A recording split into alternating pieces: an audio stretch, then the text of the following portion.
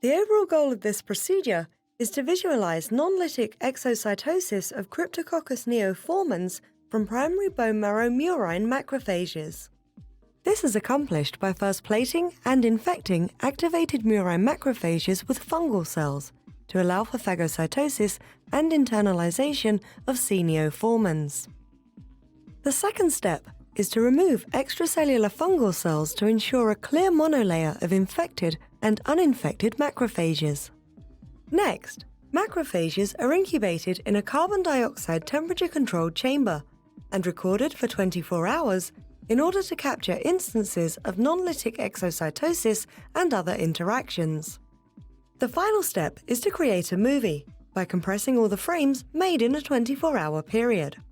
Ultimately, macrophage visualization with digital light microscopy is used to observe the variety of non-lytic exocytosis types that macrophages undergo throughout a 24-hour infection.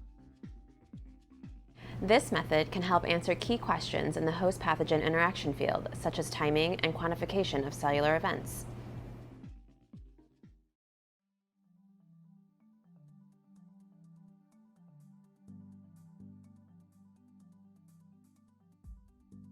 On the day prior to the experiment, select one individual C. neoformans colony that was grown on a Sabriya agar plate and inoculate 10 milliliters of Sabriya broth.